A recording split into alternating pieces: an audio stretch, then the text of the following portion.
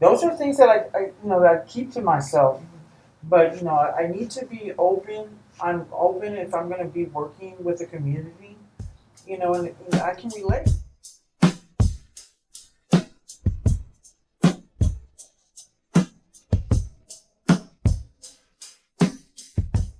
Hey everybody, welcome. I'm Alexandria Contreras. I'm the founder and the CEO of Passion Purpose Ministries.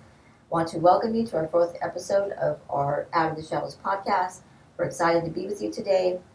We have a great session or episode for you. We're going to be talking about uh, the areas that we address, which include substance use prevention, overdose prevention, support in our community, and what we have for you today is some information about a new and upcoming program that I'm very excited to learn more about myself and also for you to learn more. So I'll introduce you this morning to Armando Rodriguez. He is the CEO and the founder of Patients for Patients, which is a new community-based organization here in San Joaquin County serving the unhoused population. And going to let him just go ahead and talk to you about that today. And Armando, welcome. Yep. Thank you for being here. Thank you. Appreciate your time. I know. Thank you. It is a blessing to finally meet you. I've heard lots of good things about you in the community, Awesome. and it's an honor to be here in your podcast. So my name is Armando Rodriguez. I'm a community activist. I'm also, like she said, I am the CEO of a new nonprofit called. Well, it's actually old. I started in 2018, but then I will share how I went about it. Today I'm going to be sharing my testimony. Um, I'm a former, I'm a prisoner, a former prisoner. I was incarcerated for about 25 years. Not the whole stretch, but I was in and out. I was part of a prison gang, and for a lot of years, I ran the streets. I disregarded the law. I was part of the problem. Now I'm trying to become part of the solution. But yes, like I said, I was a young kid when I started, and I got involved with gangs and drugs, and I ended up in CYA, and then I went to prison, and then I made it a career. I would come out and go right back in. Sometimes I last 3 weeks, sometimes I last 6 months. But that's how. When I was younger, I was like, maybe this is what with God, or this is my. I would wonder, like, is this what I'm supposed to be doing, or then I got used to it, and then without me knowing, I became institutionalized. I was like, well, the world, I come out here and they don't understand me. But it was me that, you know, that was, I was defiant against everybody. But when I was like, let's see, 36, 37, I ended up getting validated, and I ended up going to solitary confinement. I don't know if you guys know about it, but I ended up in corporate shoe, and then I went to Pelican Bay shoe. When I got there, um, I ended up with a whole lot of time on my hands. And when I was in the mainline, when I was actually with the population in prison, I used to use, I used to party and drink Pumas, alcohol. It was just me getting incarcerated was a big party. You know, instead of going in there working on myself, um, I didn't do it. So I ended up going to solitary confinement. There was no drugs there. There was nothing. I mean, just locked up in a cell 23 hours a day. I really started to think, is this what I really want to do? This ain't fun no more. And then I started working on myself. I started reading self-help books. I read the Bible like 3 different times, and I got a bunch of different meetings, and I just learned about myself. And then about the second year, I was just a lonely person. And one day I prayed, and I was like, God, just kind of lead me in the right direction. And after about 20 something years, I, I gave up that prison lifestyle.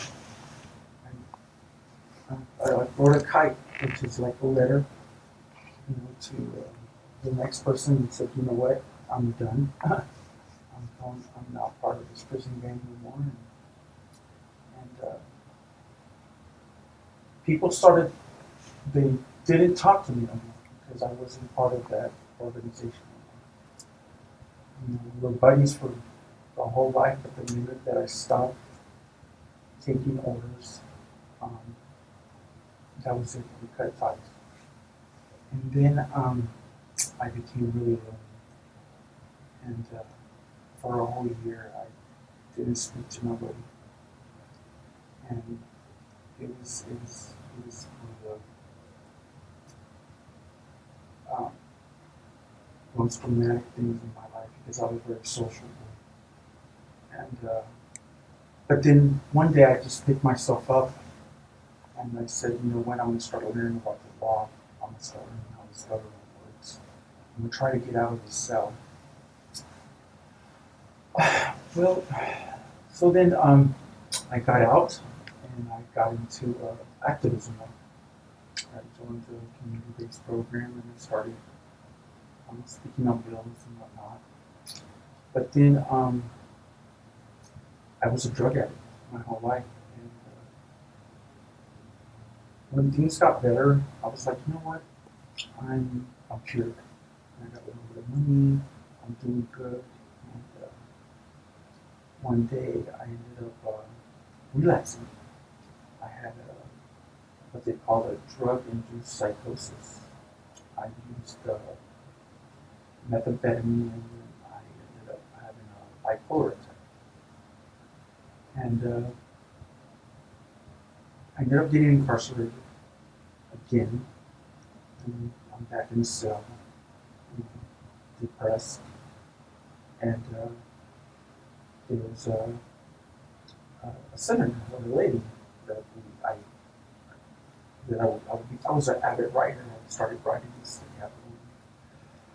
I remember I took a lot of pictures and I sent it to the state. And they got back to my public defender and they said, you know what, we're going to send Armando, instead of back to prison, we're going to send him to a state hospital so he can work on himself. So I ended up going to the state hospital. And I'd never been to a state hospital. I didn't know anything. I didn't know much about mental health or mental health patients, or it was just a new world. And when I got there, I was defiant. I was like, no, nothing's wrong with me. But then slowly but surely, they're like, you know what? Well, if you don't want to take meds, you can be here for the rest of your life. Well, finally, about a year passed, and I ended up having another bipolar attack. And so I had a doctor, and he was like, see, it's like your brain, you used for a lot of drugs, and now you're getting older, and you're going to start having these attacks. And he was like, yeah, I need to get you on meds. So I finally took the meds, and thank God that I haven't had any bipolar attack. But while I was there, I see that there was a lot of work that needed to be done in the state hospital, so I created a nonprofit called Patients for Patients. And I started advocating on behalf of patients. And I did a lot of good work there. And I ended up paroling, and I kind of left it at that because I got out when it was COVID. So I just kind of put it in, I was like, you know what, I'm going to get to work and pay bills. And kind of put it away. So I let this go. I got to work, but as money came in, I ended up, I got a job and got money. Sure enough, I've always had, like I said, I'm a drug addict, and the disease is always in the back constantly. And, I went back out, and I didn't last but a week, and I relapsed on meth, but this time I overdosed on fentanyl. This is one of the things that we're going to talk about today. Is that you know everything's getting laced up with fentanyl. And, yeah, I'm getting older now. I don't know the streets as I used to. So I ended up buying one drug, and meth makes you go fast. So, but I was driving down the freeway, and all of a sudden my eyes get blurry, and then I pull over, and I made it to a 7-Eleven, and there was a homeless person that he seen something was wrong with me. He went up to the car, and I OD'd, and thank God that he had a Narcan. He had Narcan, and he gave me a dose, and then he called the ambulance and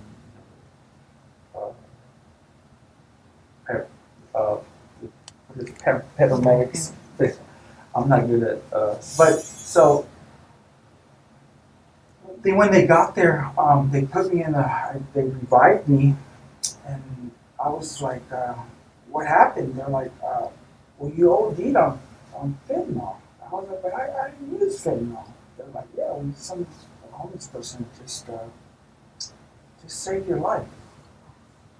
And I was like, wow. And it blew my mind of how quick my life just, my heartbeat would change. And I was in bed, and I was like, for whatever reason, God gave me a second chance. They were like, you're lucky, man. If that guy wasn't there, I wouldn't be with it. You would have that would have been it.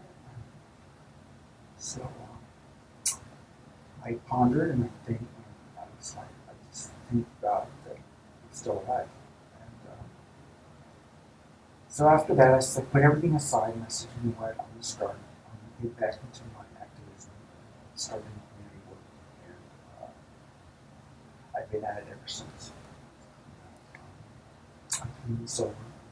I go to my Parks Anonymous, and I go around town giving my testimony that I've been all through, and they're giving it to our youth and people that are making it really don't care. And so, as community organizers, it's my responsibility to step up to the plate and say, you know what, this needs to stop. So that's what I'm doing. So, yeah. And a very powerful testimony, and you're right. I honestly believe that you didn't leave that day because you do have a mission. There is a purpose for your life, despite all of the things that you went through, despite all of the plans that were against you. We'll say, you know what, good prevailed. Evil did not prevail. You're still here. I think that what you bring, your honesty. I don't know you very well. I really just met you, yes. But your humility and your desire and your heart of compassion is something that truly, I believe, will make a difference and impact the lives of all those who are willing to have an ear to hear what you have to share. And so, again, thank you. As you were sharing your testimony, a couple of words that I want to go back to.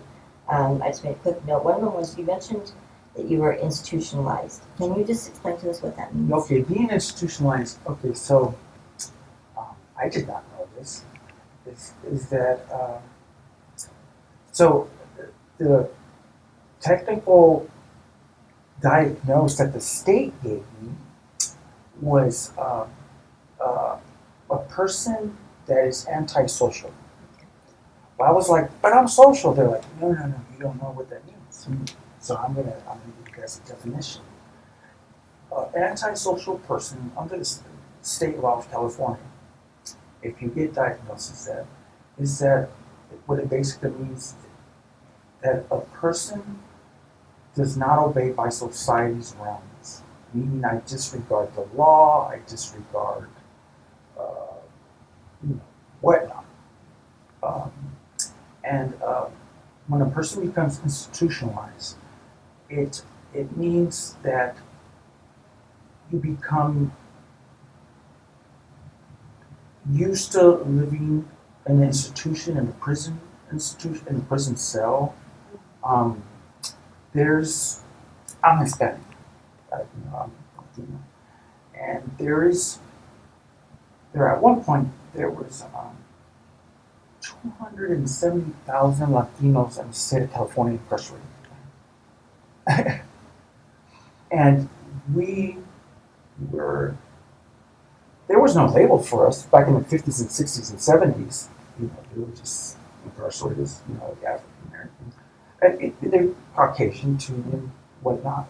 But the majority of the prisons were by, were, were, were by Hispanics. Half of our, and we were, we were from 60s, 70s. It was very, gangs, back in those days, gangs were thriving, but thank God that they're dying off now.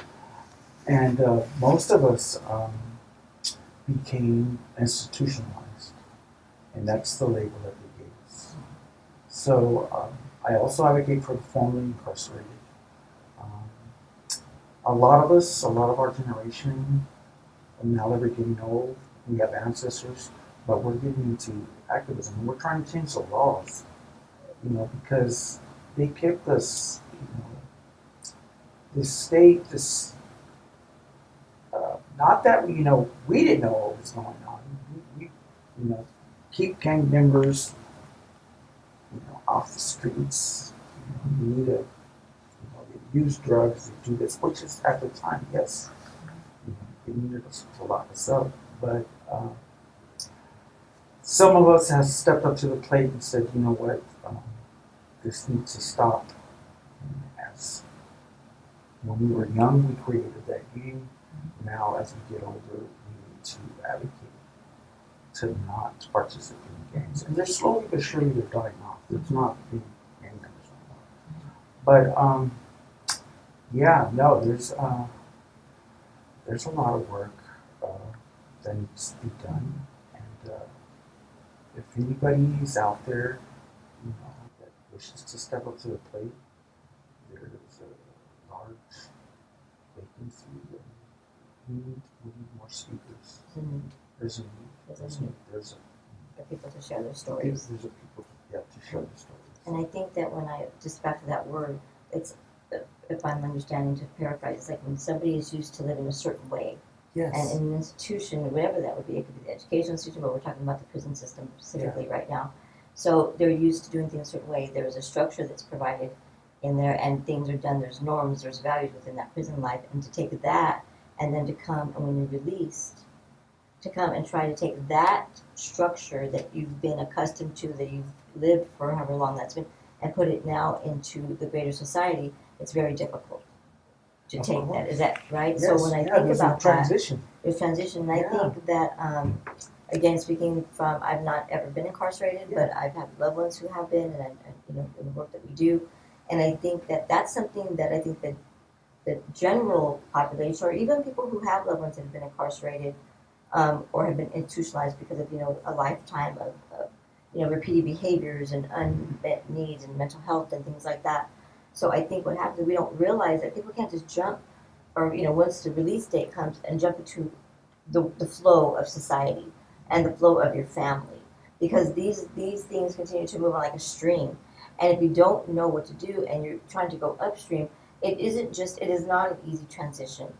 Again, that's from where I sit, not as a person who has had your lived Oh experience. yeah, no, I completely understand you. Now imagine just living in a cell, rolling up your mattress, cleaning up your cell, and that's all. Basically, you don't you're being fed at a certain hour. You go to sleep, wake up at a certain hour. You're fed at a certain hour. You go to sleep at a certain hour, and it's a day on day rotation until you finally get used to it, and it becomes something normal. So imagine, coming home and seeing the world with, and then all these, just like you said, family. You don't know what to. And then what most, you know, it's like this certain ego that a guy from prison needs to have no feelings, and we need to become, so you become. How do you become a father? How do you become a father? How do you become a partner with your spouse? Or how do you, there's a lot of stigmatism, they see, the tattoo. At one point I was cool, now I was like, what am I supposed to do? What did I do? So I'm lasering them off as I go because, I'm trying to fit into society. But, yeah, it's just a whole array of things. And yeah, no, and then from your point of perspective, yeah, it's just, It's a system. It's a a system that system. affects, um, you know, it's a system that isn't perfect. It's broken. Needs a lot of change. We know this, but the systems, it affects the family system. It affects the education system, because all of these things trickle, and people don't realize everything is connected. You can take somebody who's has committed a crime. Absolutely, there are consequences for the behaviors and the choices we make. Yes, but when we are separating folks, again, from where I sit, and then just as in my opinion and maybe some experiences, that when you do that, your separation, but there's nothing to help that bridge back, nothing to, and I'm not saying people always say, well, there's a lot of programs in prison and people can take advantage of those. Sure, they can. But you have to remember that the mindset is the first thing that has to change. And so it's another conversation for a whole other podcast. But just so that I was, wanted to bring that out to folks, what that word meant, institutionalized, just means that you're used to living a certain way. You're conditioned. We're Yes. conditioned. Yeah. Just the way that the rest of us are conditioned in, social norms. We walk into a room, and you don't, there's things that we just do that we've learned as human beings in society and in our cultures. You mentioned something about, men from prison, big, bad, we don't cry. But the other part of that is also culture. It's also machismo. Part of that, So it's all entwined, and we have to realize that who we are. I have this picture in my mind. It's like, we're not individuals that are apart from. I do this training, and in the middle I make like I draw a stick figure because that's the best of my artistic ability, and then from that stick figure I draw arrows, and I ask people, what. Tell me about your first influence. Who was the first people you remember? Who was your first interaction with human? Oh, it's your parents or your caretakers. And so then I write that on the board. And what's next? Generally, they're going to like your life. And then it's your school, and you go to preschool to school, right? And it's your extended family. And I write all of these lists of the people and the things that school and workplaces, all of our lifespan, basically. And I begin to draw these arrows and talk about how all of these things, and they feed into who we are. They shape who we are. And we gather our identity from these things. And so when we're thinking about how we evolve, how we grow, how we develop, how our mindset's set, the values we have, our whether they're from our families, our culture, society, all of this feeds into who we become. And so when we're thinking about that, when people go off to prison or have a lifestyle of untreated substance use or opioid use disorders or untreated mental health disorder, these things also feed into the stigma, the shame. And that's the reason why the name of this podcast, Out of the Shadows, was like, let's talk, let's turn the lights on, let's expose these things, let's have a conversation about this, because we don't need to be quiet. And it's baby steps. Yeah, it's baby steps. And that's why it's important, as you mentioned earlier, for people to share their story if they're willing to, because when you share a story, I think that it allows other people to feel that they can too. For those that want to, but maybe just need that little bit of encouragement, that little bit of, hey, you know what, you've already got all the courage in the world. When I think about people who have lived experiences such as yours, that takes so much strength and courage and bravery to endure that and come out the other side and still be here, despite the trauma. Now there's all this research on into trauma, which most of us have known for a long time. That people don't just come when it's, I think I'll just be a criminal, a habitual criminal, and I'll just be a drug addict, and I'll wreak havoc on my life and my family. Nobody decides that. It's not usually a conscious decision. I think I could say that safely speaking, generally speaking. But what happens is life and circumstances, and now we know that trauma has everything to do with that. And so, again, another podcast, another session, topic for another day. But it's important to remember that these are things that we're conditioned to do. And the good news is, people used to say, or somebody used to tell me, you can't teach an old dog to do tricks. I said, that's not true. First of all, you're not a dog, you're a human being. And we all have the ability to learn. It's just a matter of the want to. In Spanish, it's the ganas. If you want to, where there's a will, there's a way. I approach life like that, and I don't think that anybody who has gone through things and lived life and have some experiences and faced hardships, if we just have the want to, then we can do that. But if we don't do it alone, it takes support, it takes encouragement, it takes people to sometimes believe in you. And when you don't have that and you're in a cell, you can't imagine being alone like that, only with yourself. You only had you, and then you met God, so then it was you and God, and I believe that was made the difference, but you had to make the decision. Yes. That rested with you. That was your responsibility to make that decision. To make the decision, now, as you mentioned, you said, it's my responsibility now to become active in my community, to make some change. That also is your choice. And you've taken on that responsibility. That is something that has birthed out of what you've gone through. And so I personally don't believe that anything that anyone's ever gone through is wasted.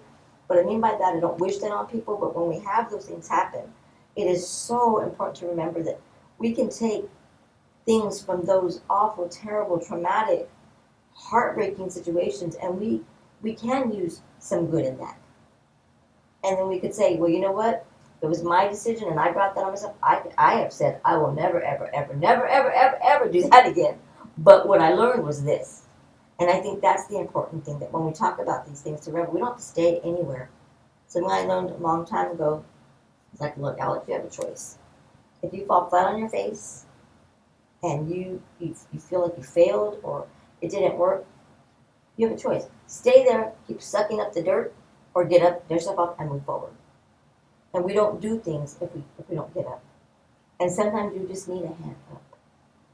Sometimes we do that. And so my hope is that through this, that we would just simply be a voice. Yes. To be a hand up. It could be a literal hand up by the programs and services that you offer, that group that we offer, to just educate, to empower, to always have belief that when we have information and when we have some education, then we become empowered. We can make informed decisions about the things that we do and how we, carry on and move our life forward. So, I didn't know when we talked the last time, I didn't know that you had an overdose experience. Yeah, no, that happened to me, and it was when it happened. Those are things that that I keep to myself, but I need to be open. I'm open if I'm going to be working with the community, and I can relate, just because I'm a CEO or I'm a founder now of a nonprofit doesn't mean that I'm better than anybody else. I'm just a humble person that's trying to help anybody, and I'm from the streets and raised in the streets and have a drug addiction, had a drug addiction. I've had to learn, just to stay plugged in, like I go to Narcotics Anonymous, and I know that I'm going to be recovering addict for the rest of my life. This doesn't go away, but I read literature. But yeah, it was just a humbling experience. I didn't see, when I actually overdosed, I didn't see no white light or nothing. I just dimmed and I kind of just went to sleep for like, I don't know, who knows? I don't know how long. But when I woke up, I thank God. I thank God that I had woken up and that I was breathing. So Yeah. was that person? Was it a No, gentleman? it was a gentleman. Yes. So till this day, I have not found him. He was an anonymous person. Wow.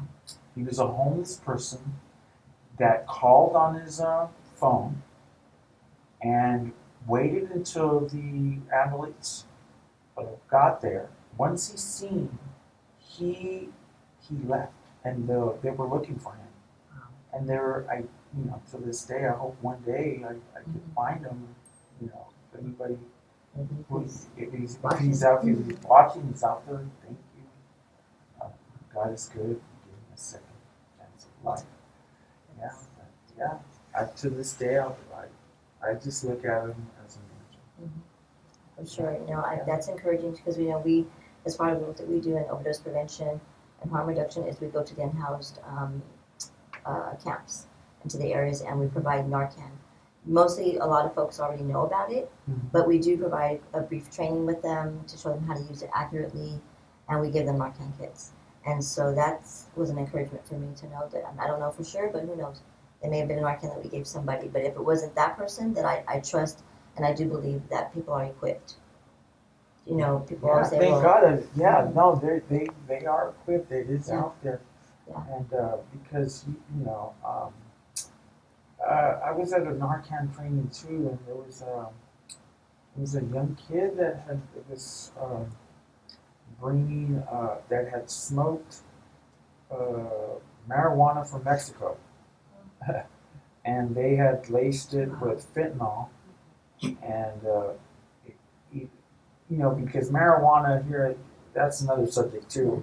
It's getting here very potent here in the United States, but then the growers in Mexico, they stress weed, they're lacing it with fentanyl. Anyways, this kid, he was like, "Oh yeah, it's this Mexican stress. I'm gonna smoke a big joint," and he OD'd. Wow.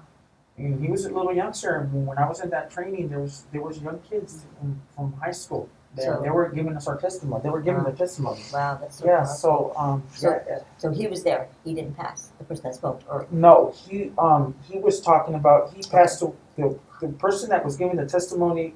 It was his best friend. It was his best and he friend, passed away. and he passed away. So the person passed away, and it looked like it was they were high school kids.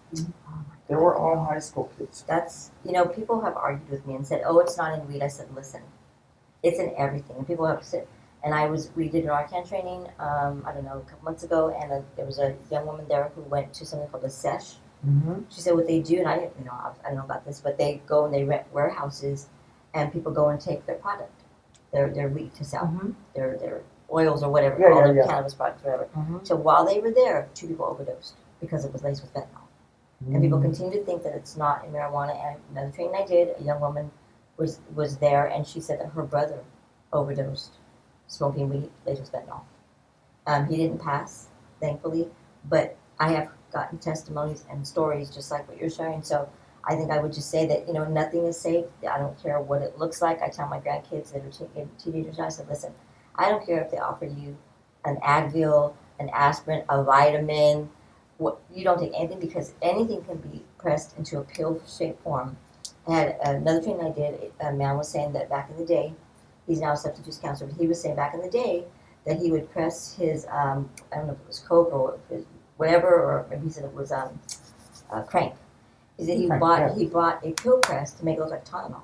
Oh yeah. He said he would get arrested, and they would see his bottle of Tylenol, and they would just say Tylenol, so they put it with his property. With his property. You get out of jail, pick up his bags with his pressed pills in there, and be back on his way. And so anybody can buy a pressed pill maker. I'm sure it's on Amazon or wherever you. So that's just the message. Be safe. If you're going to use, I always say this.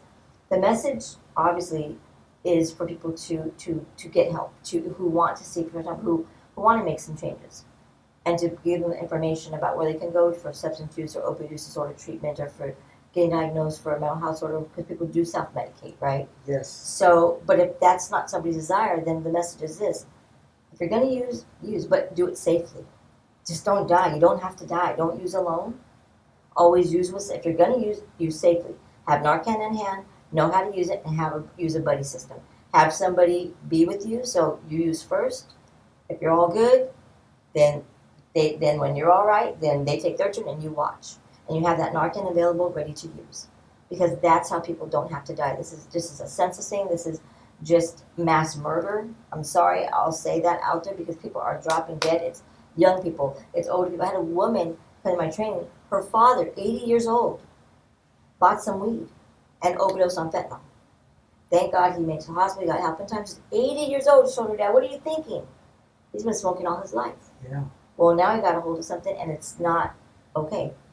So it's from the young to the old. It's for babies. We had a story in Stockton right where I started this work here about 3 years ago or 2 years ago. 2-year-old little girl got a hold of some fentanyl in her home, and she overdosed. Well, now the parents are arrested, and the children went to CPS, and it broke my heart. And I thought to myself, if the dad, he had some, in the story on the sheriff's website, I think it was, said that the man said, I had a work injury.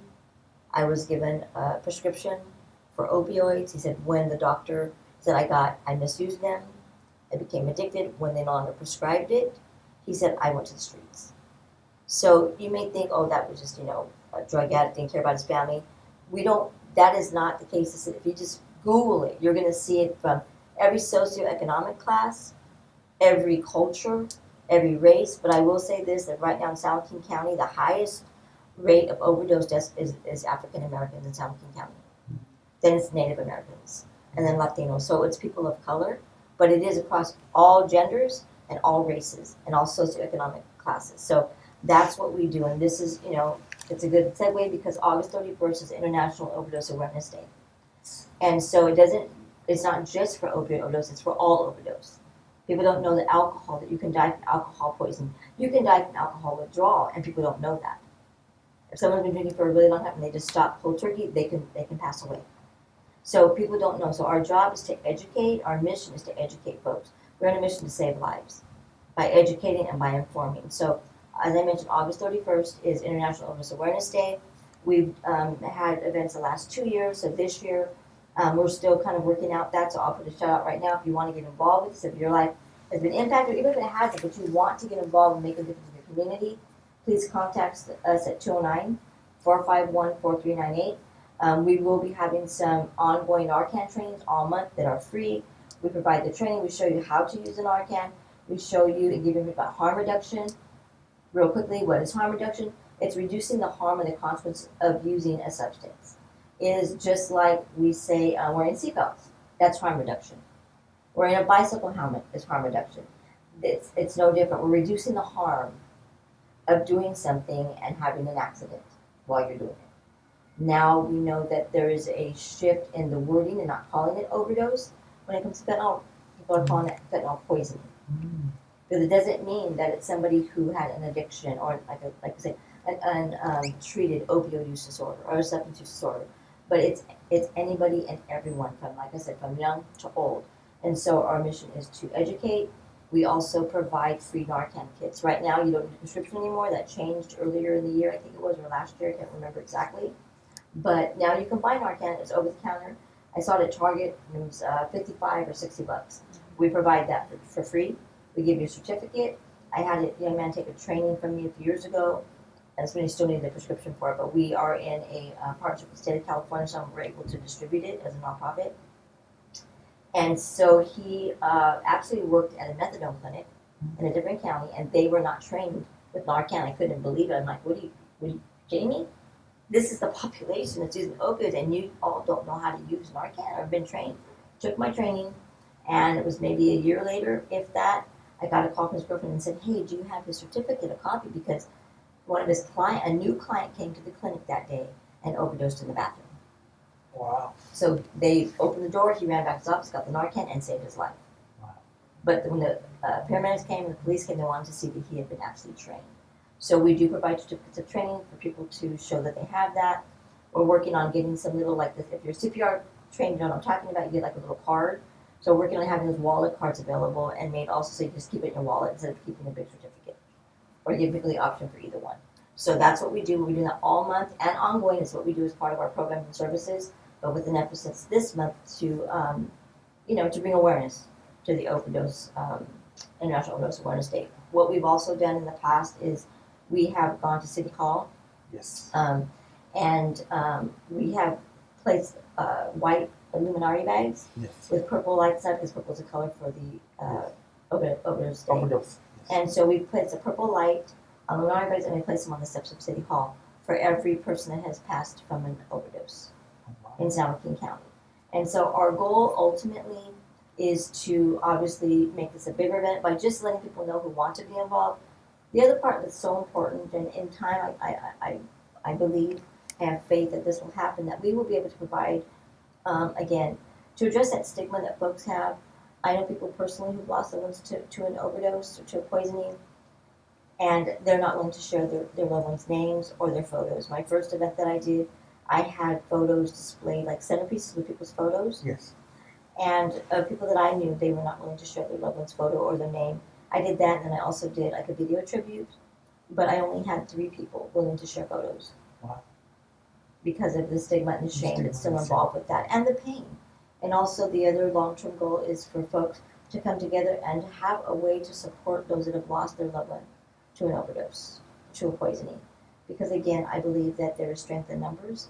I think encouragement and support is very imperative to healing. And so just to be, an outstretched arm, a hand to say, you know what, arms around you to hug you to say, we're sorry for your loss and your loved one, meant something to you. They had life, their life had dignity, their life had worth.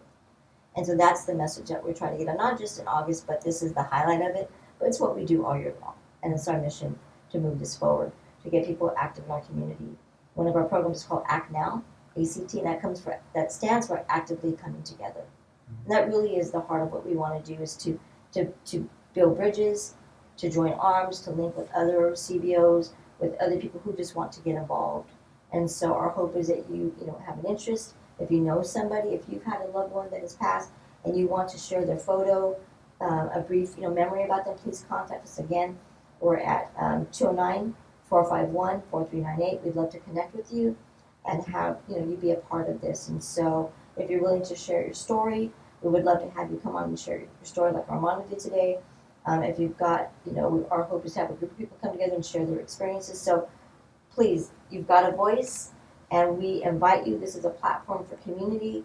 This is a platform to share the stories and to bring us closer together in the work that we do in our hopes of changing and making a positive impact and a difference in the life of others. So again, thank you so much, everyone, for being a part today. Thank you, Armando, for being here. It's truly been a blessing and very inspirational.